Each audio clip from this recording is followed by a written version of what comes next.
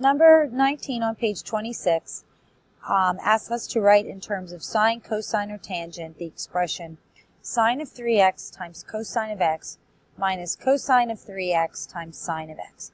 Now, what you're supposed to recognize in this is the fact that you have sine times cosine of x, and then you have cosine of the first angle and sine of the second one. So you're supposed to see that you have a difference identity for sine. So sine of A minus B is equal to sine of A cosine of B minus cosine of A cosine of A sine of B.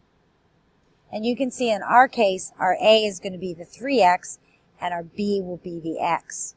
So you have sine of A, which is 3x, here, and then cosine of A is here, and then you go back and you have cosine of B, which we're going to call x, and sine of B here.